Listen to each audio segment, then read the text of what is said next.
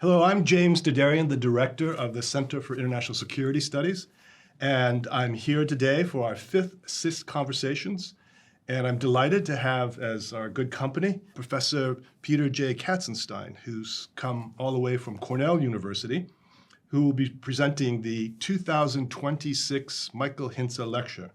But we thought we'd give you a sneak preview of some of the ideas and concepts and also a bit of analysis of world politics that he's developed over the years, including a most remarkable trilogy of books, the last of which is Entanglement in World Politics, The Power of Uncertainty. We'll be diving into this book, as you can tell from the markers. It's a fascinating read. Someone, I don't know who, blurbed him as saying, international relations has found its Tolstoy. For good reason. It's written with incredible wisdom accumulated over the years and rare humility and humor. You don't normally find that in international relations or, for that matter, many academic books. So thank you, Peter, for coming and joining us. Thanks for having me. Okay. Well, we're going to start off. We like to usually find out a little bit about the person before we get too deep into the ideas. Not that we can separate those out entirely, but,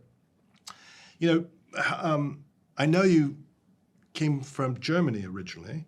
Tell us a little bit about that journey before we get into your intellectual journey. Well, I was born at the end of World War II, and by the time I was 18, I felt Germany was too small, and I was hungry for other things, so I left and went to college in the United States. My father made that possible. He was disenchanted by Germany, as many German middle-class people were then. And then I came from a business background, basically, family. And then I caught fire intellectually at college. And I arrived in the States thinking about volleyball, beach, ice cream, blonde girl, the things which I associated with Australia then. It was very different. And so then I became a professor. That was quite a leap from college to professorship, but we'll fill that in. I think you were also part of a remarkable cohort at Harvard University that produced the famous 3Ks, as we used to call them in international relations, these three extraordinary figures who helped reshape international relations when they came out of Harvard. So who were the 3Ks? You've got to remind me. Okay, well, I believe you were one. Yeah. Bob Cohen. And of course, Stephen Krasner. Now, was Krasner at Harvard at that time or no? Yeah, he was. He was, okay. And it was a good court. Both Steve and Bob were a little ahead of me. I was a graduate student when they were faculty members already. Oh, really? Yeah. Okay. Yeah. And I Zoom with Steve every week. Okay. And I see Bob whenever I go to Boston. We're very good friends. Well, off camera, remind me to tell you my favorite Steve Krasner anecdote. Okay. I'm sure there's many, but it's interesting too because one of, I think, your students, or maybe someone who came shortly after you, was Peter Gorovich, who was my professor. So Peter is like Steve. He was on the faculty. Oh, he was? Yes, slightly ahead. So, okay. Yeah. Well, that establishes some of your intellectual entanglements. Can I use that word in that case? Yes. What about your mentorship? Who sort of imprinted you with ideas at that point? Yeah, so I went to Harvard, not because it was Harvard, because of one professor. Karl Deutsch was a European way of picking university. You look at the work. And I spent a year at the London School of Economics basically reading. And Deutsch was very unique in having modern social science methods and theories and history. And that was an intriguing combination. Yeah. So that's what I did. And he was very important because he showed, one of his books is called The Nerves of Government, which has a chapter on love, which is pretty uncharacteristic of behavioral political science, right? So he had this incredible scope, and was just a very dynamic intellectual, So that was very important for me getting started. But I was turned off by the behavioralism, so I never made that turn, right? But still remember the methods, We had to learn Fortran and compute in Fortran and drop off our stuff at 2 a.m. and pick it up at 4 a.m. And that was sort of the early generation of quantified social science. Well, as someone who could never tell the difference between an independent and dependent variable, I have great empathy. I think that's why Hedley Bull, my mentor, took me on, because I confessed to that fact. And he said, you're perfect for the classical approach, which doesn't brook the behavioralism or the pseudo-scientific side of it. But it turns out that behavioralism simply takes shortcuts. So the variable approach is really compressing processes. It's, when people talk about variables, they use this to signify that's not really a variable. It's a metaphoric variable which is reflecting and shaping social processes. Right? So. Well, that's something that Bull said in a critique of when he was making the case for a classical approach. He said the best behavioralists aren't actually engaged in behavioralism when they make their most important contributions. And I think he singled out Thomas Schelling, Schelling, who saw himself as being scientific, but most of his insights came from some historical or metaphorical. Poetry, right? Yes, yeah. So that's a bit of your journey intellectually, but speed forwarding to what kind of inspired you to make this next break. You had, in some ways, not repudiated, but certainly not joined the bandwagon of behavioralism that sort of dominated North American international relations for a good couple of decades. Yeah. Just when it seemed to be dead, it'd come back in new forms like rational choice or something. I think that your next turn was you were a comparatist primarily. I was hired as a Central European specialist. There you go. And I said, what the hell is Central Europe, And they said anything between Norway and Sicily. I said, okay, so it was a north-south conception. Right. While the traditional one is, of course, east-west. But that was shaped by the Cold War. I mean, the Iron Curtain truncated imagination. I was a comparativist. Yeah. And then my first work were really on comparative political economy. And there was sort of a big debate about the role of the state in capitalism that absorbed a lot of intellectual energy. And I came to the conclusion, unlike Steve Krasner, that the state was a set of relations. It was not an actor. And that was really the difference between comparative analysis and IR. So that laid the groundwork for future sort of adoption of relationist theories that came out of constructivism and quantum mechanics. Right. Okay. Just say it made intuitive sense to me. Yeah. Right. The way I don't know for the physicists. I mean, early 20th century physics was trained in relational philosophy. Their art study philosophy. Right? Yeah. So for me, that was also sort of, and I never went to the university in Europe. So, but I think I had a sort of an intellectual sensibility which was European. Yeah. Right. So it was in your DNA, your intellectual DNA. Right. Yeah. Well, certainly, as we call it now, continental philosophy was engaged in a dialogue with many of the early quantum thinkers. Right. Heidegger and Heisenberg, for instance. I think actually Heisenberg was in the lecture hall when Heidegger gave his famous lecture on the question of technology. So there were, and some people, I think you say in your book, that philosophy needs science and science needs philosophy to make its big leaps. But interesting enough, so was Morgenthau. Yes. Scientific Man and Power Politics, which at the end of his career said was his best book, was informed by the risk-uncertainty conundrum and quantum physics. And it never made, I have to ask you this, again, people don't read that book, they read the big Politics Among Nations, 8 editions now, I don't know. And that's kind of gone off to the periphery of people's syllabuses once in a while, Right. But he clearly, I think having been someone also schooled in continental philosophy, I think he actually sent his original dissertation to Schmidt, Carl Schmidt, to have him read it. Yes, he did. Yeah. I'm not quite sure whether Carl Schmitt's politics make him so attractive in the 1950s and 1960s in America. Right? No, that was a pretty bold thing to do. But I do think that dialogue between philosophy and quantum that shaped certainly my deviation, if you want to call it that, into quantum mechanics, but sort of entering through the continental philosophical approach. And I think it made the sharp break with behavioralism for Morgenthau, also on the normative side. I mean, he went after Hermann Kahn really badly, right? Yeah. Hermann Kahn, who wrote about thermonuclear war. Right, who was sort of saying, we can live with nuclear war. Yeah. And Morgenthau saying, what the hell, you can't, right? No. Well, that brings us up to the role of uncertainty and risk. Certainly deterrence plays a big role in your debunking of some of the shibboleths of deterrence is very powerful in this book. And I have to say,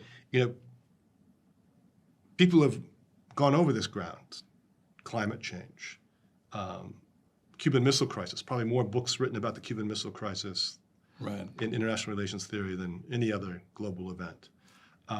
Obviously, the global financial crash, people have written about that. But I think more insights per, dare I say, page than most other accounts I've read. And I think it is largely because you have this new, do you call it approach? Do you call it a method? Do you call it a theory? What's your worldview? You call it a worldview. Well, no, it's not a worldview. I'm focusing on something, a conundrum we have to live with. Yes. So this is a problem-focused book, but it's not a puzzle. It's not something which can be answered. So that makes it different from a normal empirical social science enterprise. And it's not just about world politics. It is about the political world in general. It's not an approach. It's just saying that the theories which we have applied have tacit knowledge, or what I call a worldview, which people never look at. So there's a graph in that book which I wrote, which shows over the last 100 years or 200 years, use of concepts. And you see the curve for model and theory going up and up and up. And the worldview is just parallel to the axis. Nobody uses it. Why? Because people don't think about it. So in some ways, the argument I'm making is old-fashioned subsumption. I think you're not looking at the full picture. And I got that insight really from a statistician, Richard Savage, who writes on risk and uncertainty. I said, listen, I can deal with risk pretty well. And I call that the small world. That is, he calls it the small world. But I have nothing to say about uncertainty. And that he calls the large world. And I use that metaphor. Yeah. Is that partially because our models and theories, as you say, want to solve puzzles, but it's very difficult to say you're going to solve uncertainty?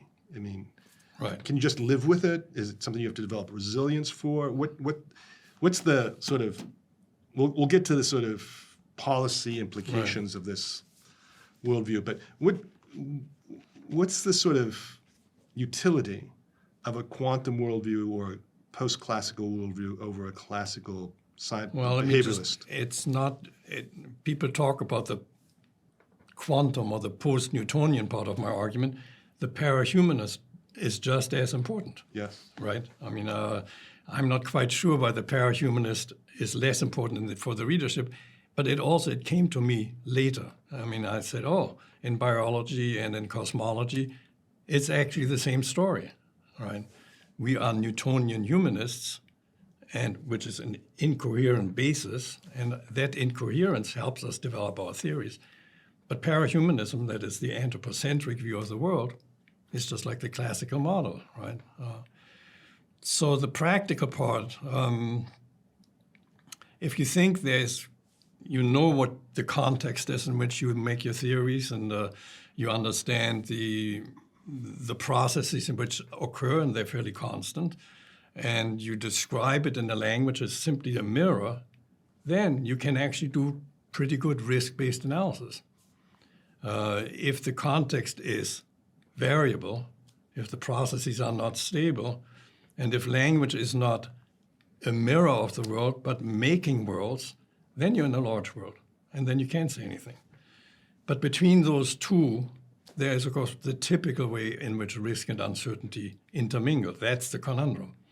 So if you are working for, the insurance industry in Munich, Munich Re, the reinsurance company. There are thousands of people there, and they're pricing the boundary between risk and uncertainty. If it moves a little towards the risk side, they can price a product and make money. If it moves to the uncertainty side, they think, we can't do this. Take it off the market, right? So it is working as a statistician. You can work with the risk uncertainty, right? But you can't deny uncertainty. And in the social science and the study of political affairs in world politics, we often just deny it. Right? I do think that rather than likening you to Tolstoy, maybe Kafka started his career, and I think that while he was writing most of his most famous works, The Castle, The Metamorphosis, all the works that talk about how the small world is mistaken for the big world, and the small world is grinding us down into something insignificant. Right. He worked as someone who did risk analysis as his day job. Right. I think that was the insight he gained from reducing humans to simply a statistic in this regard. Right. Well, so there's an existential element to your parahumanism. Yeah, absolutely. So I mean, Einstein also had to pay for the bills, right? So the practical work, looking at the clock at the railway station, for years, made him reimagine space and time into space-time, right? So practical work is very important. Now that triggers a question I've been, when I was reading this, I was thinking, I've been obviously immersing myself in works similar to this, and one is Jeffrey Kripal's. He has one book about the flip, where he talks about how many of us think that science, or at least normal science, is an incremental, linear, Newtonian, but so is the sort of style and rate of discovery. It follows this pattern. He says, no, if you look at really the sort of most significant developments in science, they've come from epiphanies, these flips. Did you have a flip, an epiphany in regard to this, the big world, small world, parahumanism, uncertainty? Or was it something that came to you? What were the influences? Well, the influence was life. Yes. 2008. Yeah. I mean, I was flipped out in 2008. That was a flip. And my colleagues at Cornell looked at me and saying, what's the matter with you? And I said, the last time a big economic crisis, bad things happened in Germany and to the world. Yeah. So I remember giving an extemporaneous lecture to a large lecture hall after the Black Monday and saying, I didn't think this was going to happen in my lifetime. Yeah. And it did. And I said, bad things will happen. And then Obama got elected. So I was wrong again, as I've been so many times in my life, right? We're all wrong all the time. So I said, okay, I won't forget how wrong I was then and think about being wrong all the time. Professors always say, on the one hand and on the other, right? After the fact, we are so smart. But before, we never know. Yeah. And we never reflect on that, right? No. So, and some people never learn from that. And don't learn from it. Well, or they just make the same mistake. Right? Right. So, yeah. And we know what Santayana says about that in history. Right. Yeah. Well, that's interesting because... I want to say one thing about Tolstoy. Yes. So Tolstoy, it's an attack on Napoleon. The science of Napoleon and Napoleon? No, Napoleon is a metaphor. The guy who steers history, the greatest. We all want to be Napoleon, right? And he says, The Russian general who's sort of lethargic and knows his limits, and he is the true hero of the novel, right? And he, like Bismarck said, once in a while, as a great statesman, you catch the mantle of history just for a second. And you don't direct history, but you give it a little push in your direction. Right. And so that is, in fact, the role of praxis in the world of affairs. But that's actually your opening line of your book. An imaginary knowledge of the perfect truth is how, in War and Peace, Tolstoy characterizes General Fuhl's belief in science. Yeah.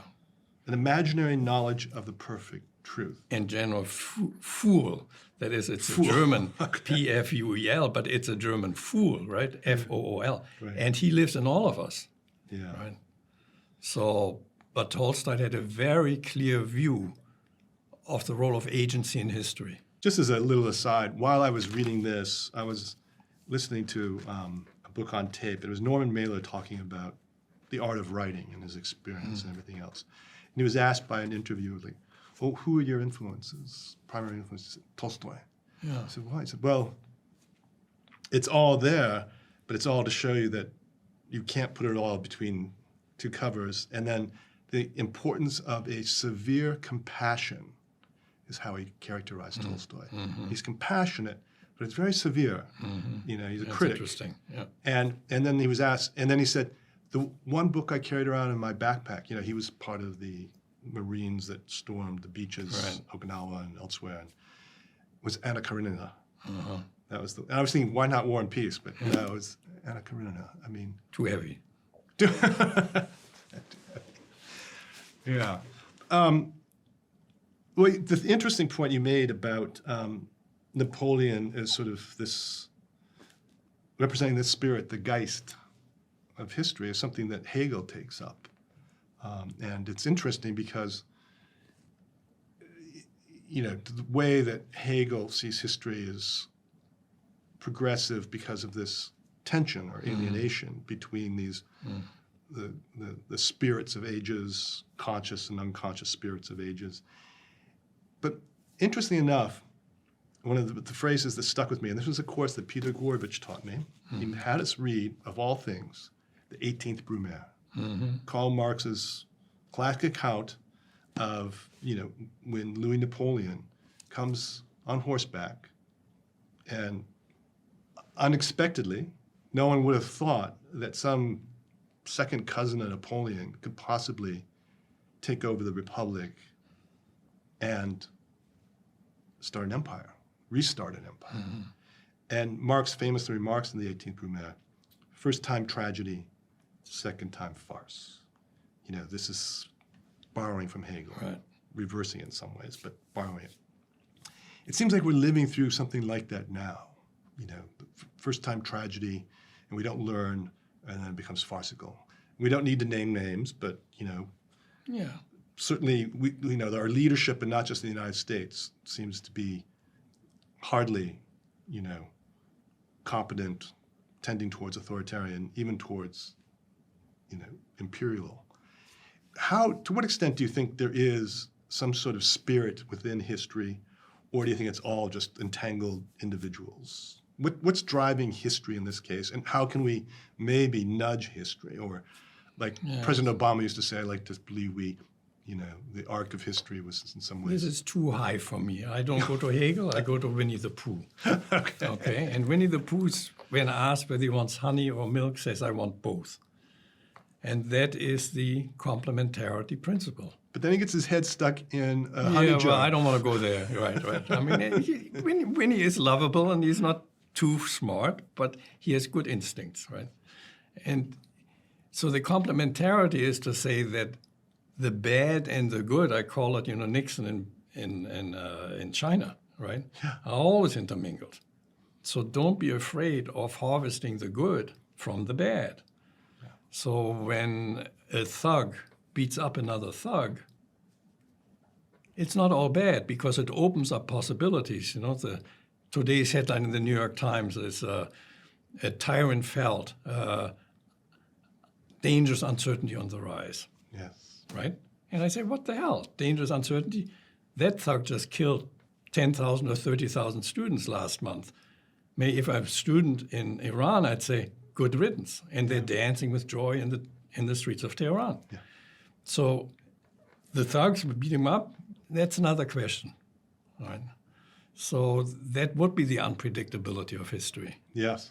And that spirit is really what motivates, I think, all of the work of Albert Hirschman, who's become my great hero. You know, Hirschman has a bias for hope, but he doesn't want to make big statements because they're likely to be wrong. He doesn't want to disempower the local agents, right? But he doesn't give up. And he's very opportunistic, right? So this acknowledging the uncertainties of life, the political world, means that there's always the possibility of things turning better than they were. Yeah. Nixon in China, I mean, Mao was one of the great, great evil spirits, men. And Nixon was not a holy man either, right? I mean, he was not in Mao's league. But out of that meeting came something pretty good, right? So that, I think, rather than Hegel. So I stick with Winnie. Okay. Well, I think you'll probably get the vote of everybody ever read Winnie the Pooh, and when I was 6, I think was the other one. I love that. You mentioned Hirschman, and we're going to go back a little bit to the heights here.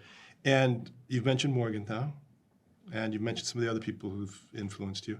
And one thing they have common, somewhat you do, perhaps less directly, is you saw power and uncertainty go crazy in a country. You know, Nazism, you know, when power becomes evil. And in some ways, the first wave of North American IR was heavily shaped by these individuals. They tried to warn North American, you know, to the extent there was a body of knowledge called international relations at that point. But do you think that worked? Did it take? I mean, Stanley Hoffman makes this point as well as an Alsatian, not German, but Alsatian Frenchman. Yeah. I think Hirschman actually was a refugee, directly a refugee. He was a refugee, and he saved hundreds of lives. That's right. That's right. So he was a hero. Yeah. So I think that generation of Karl Deutsch as well. I'm sorry. Yeah. Karl Deutsch, was skiing across the mountains around Vienna during the Civil War in 1934, right? Came back from Prague to serve on the worker side. They all had strong political commitments. They all left Europe. They were in some ways shattered by what happened to Europe, and they brought something to the United States, right? Which then became a stream of knowledge which merged with other things. Schelling, was an utterly brilliant economist, right? But in the end, Schelling says, maybe it was just luck, right? Leaving things to chance. This is one of these ambiguous concepts. What does chance mean, right? And Tucker Parsons translates Max Weber in the late 1920s, and he says in a footnote, dear reader, especially American readers, don't mistake the concept of chance for probability.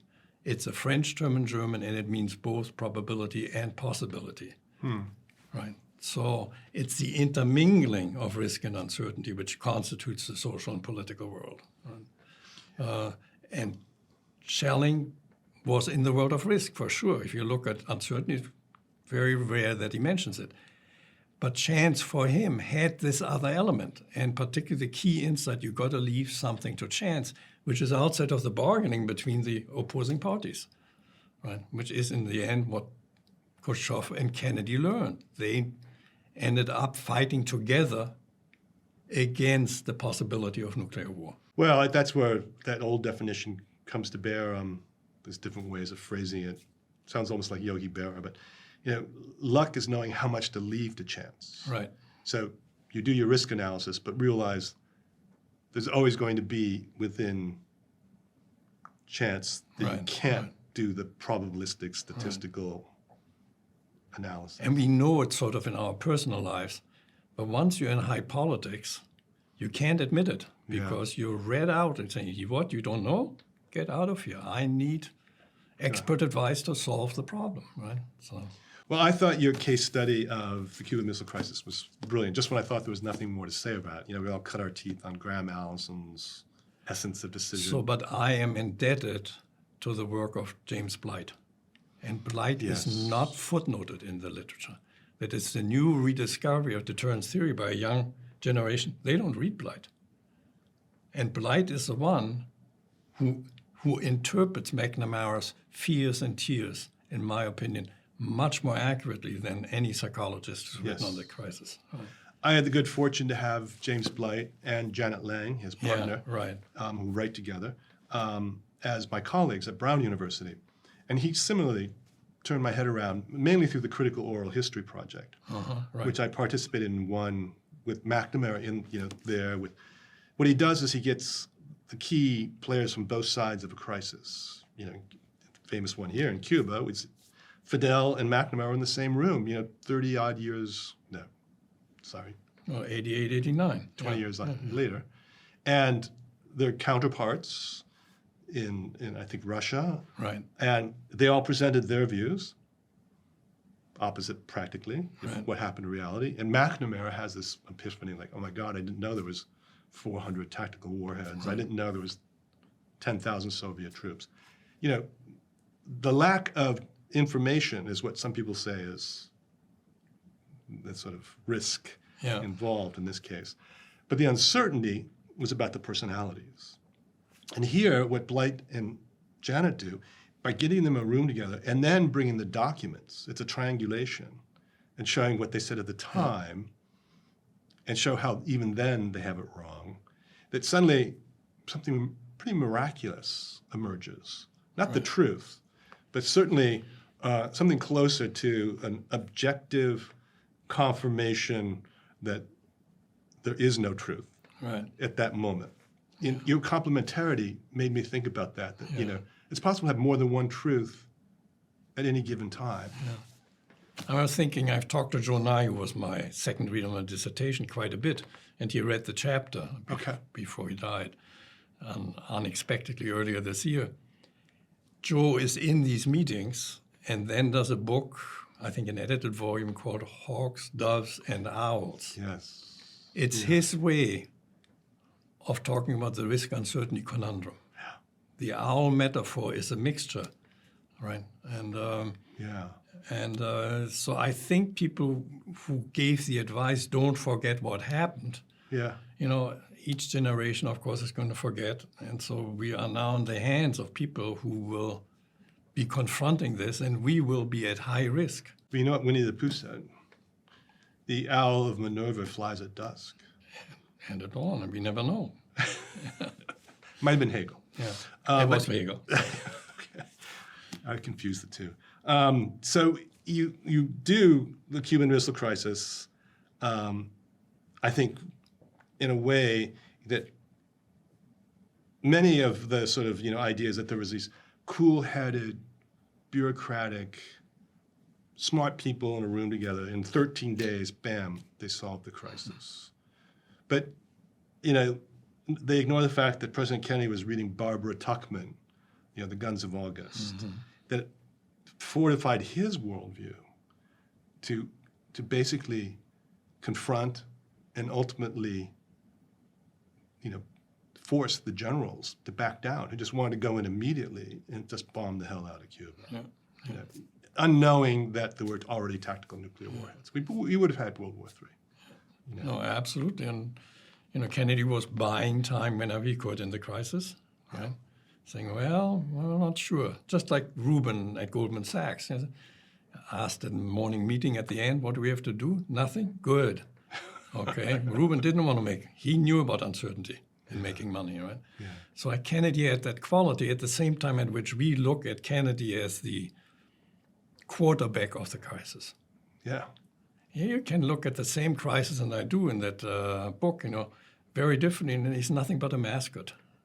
He's not a quarterback, because there are all these objects interrelating, there are all these human foibles, there are these crises of individuals, emotions, all of this is happening at the same time. So we like to think of him as the quarterback because we feel safer if there's a good quarterback. But he wasn't. Just as an aside, I think if I had my epiphany, maybe why I'm sitting in this chair across from me right now and not doing what I really want to do in my life, not be an academic, my father was in the Naval Reserve and called up and during the Cuban Missile Crisis. And he takes me down in the basement and he says, this is our bomb shelter. And it was just bricks, boards, canned goods, water. Just now, you're going to be the man of the house. I think I was 5, 6 years old. And, you're going to bring them all down here if you see a bright light. So I followed the Cuban Missile Crisis as a kid like you wouldn't believe it. I soaked it up, the news flashes. And at some subconscious level, I think it made me want to understand the world, understand how the world can do something so irrational.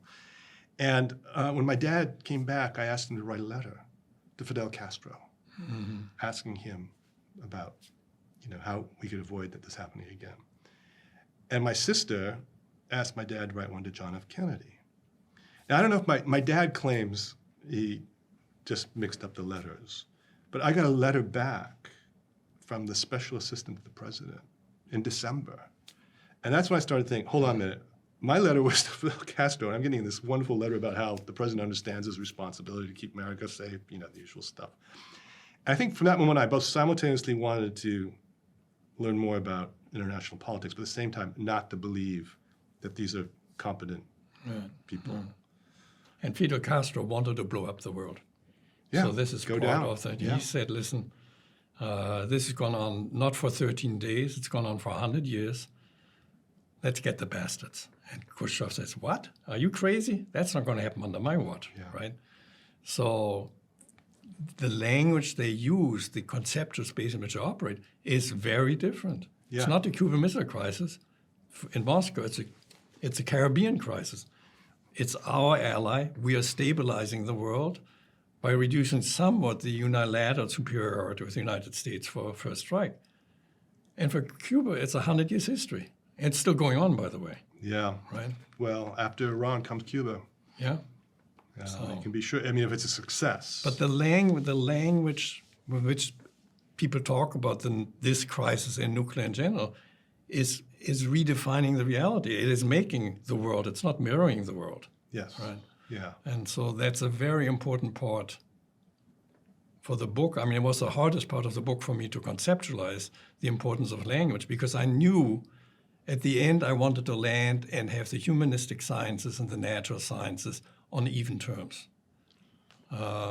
which is not conventional wisdom in the social sciences. So, but I say, if you don't understand the role of language in all of this, you're not going to get the story right. No. So that's probably one of the greatest contributions of the, call it what you will, the post-structuralist, constructivist turn approach, is to understand that speech acts matter. Right. And, it's not just a matter of the intentionality of the delivery, but it's also about the reception by the audience, by whoever is the receptor in this case. Now, parallels, I know, are difficult, not only difficult, but sometimes erroneous and often misleading. But if, you do finance, high politics, we haven't talked about climate change, but we will. These are all, in some ways, existential threats. They affect people's livelihoods. If you don't have supply chains go down, food on the table for people. Climate change, obviously, we're destroying the ecosphere. And we have the ability, even though we have reduced number of nuclear weapons, to destroy the world many times over. So it seems like we're not on much of a learning curve. Do you have hope, you say, in that, the crack that lets the light through is that possibilities and probabilities are part of human agency. We have the potential to make our own futures. But why do we seem to be in these cycles of tragedy and farce? I'm not sure they are cycles, but I think because these things are in us and in the world of politics. So it's not a world of saints. It's not a world of devils. It's both, right? So I think that's a recurrent. I mean, the book ends up with a section on science and religion. Yes. Okay. Yes. And so the confidence intervals in social science are not that different from the faith in religion. Yeah. Faith is a way of not replacing uncertainty with certainty, but of acknowledging uncertainty. Yeah. So I think, in some ways it's a book in part about the civil religion, science, okay, and religion, and they talk to the same existential part of life. And many of the quantum physicists actually were very interested in Eastern religion. Absolutely. Right? Niels Bohr and the Tao. Yeah, and- right. So this is not once you've thought about it for quite a while, as they did, and made this unbelievable contribution in a language which they could not use English for, so you'd math, but it was limited, right? They butted up against that issue.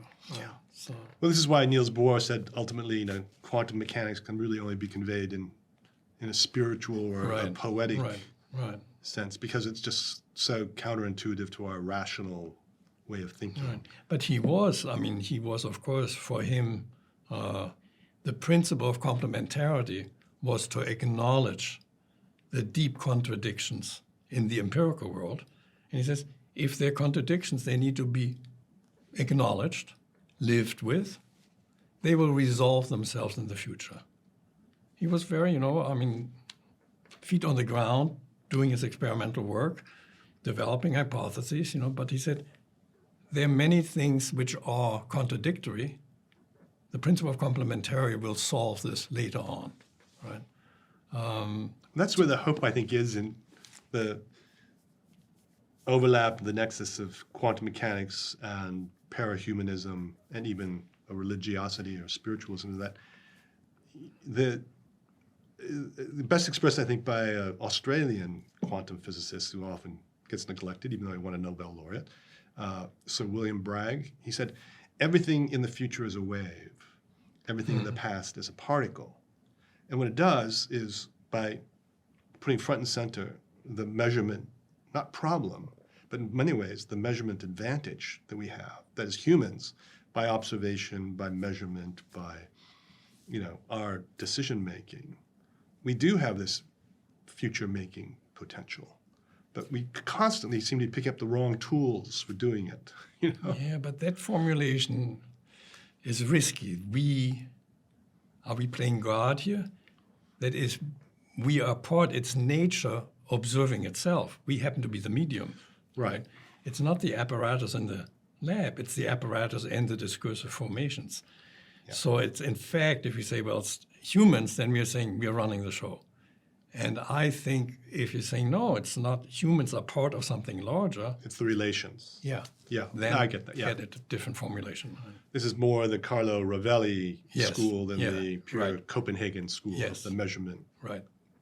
Sorry, if we should give a little background here. We're talking about the so-called measurement problem of the Copenhagen School of Quantum Mechanics that says something can be a wave and a particle only until you have the apparatus. Yeah, and then the great debate in physics, unresolved, is the apparatus including language or not. Yes. Yeah. Bohr was talking Bohrish because he didn't have clarity on this, Yeah. But Barat, is very clear about it. Right. Karen Barat talking about intra-agency. Yeah. Yeah. Also very relational. Right. Well, for a field that calls itself international relations, we seem to focus often much too much on the international and not enough Right. on the relations, particularly as we seem to be descending more into a Hobbesian, each according to their own world. But I think that's one of the takeaways from the book as well, particularly the last chapter, is even though you bring together humanism, quantum mechanics, religion, three things that don't make it into our discipline, except more on the margins usually, but the fact that you're doing in this book, I think is going to encourage a lot of people. You just came from a workshop for PhD students. Were you encouraged by what you saw there, PhD students adopting some of these? That's a little too early to tell. The book has been out for 2 months, so. Well, but how about the workshop itself, these ideas? The workshop itself is, it's young people being smart and being confused, right?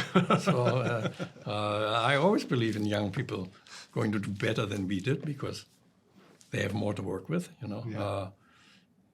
They also have to learn a lot, Yeah. They don't read that much. It's the same old problem, right? So. Yeah, I'm teaching a postgraduate seminar on new security challenges right now, and for the first 3 weeks, I'm doing just backtracking remedial work because they haven't read many of these people, unfortunately.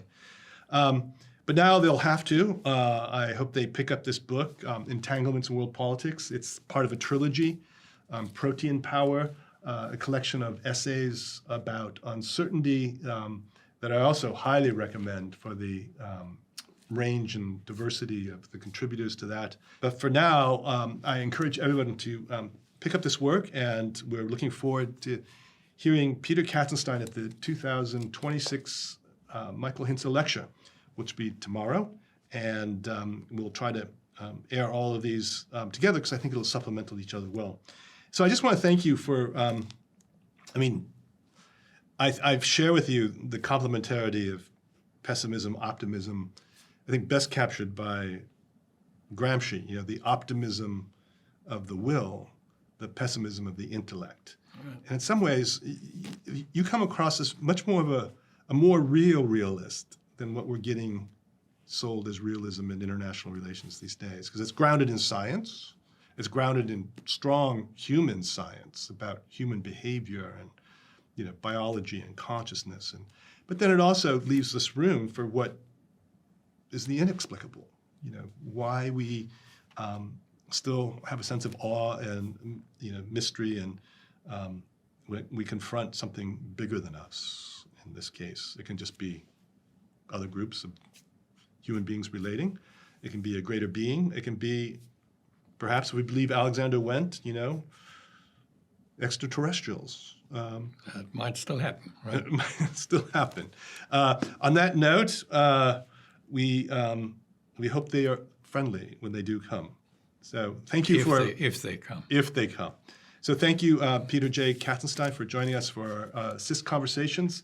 And we look forward to seeing you all at the Michael Hintze Lecture.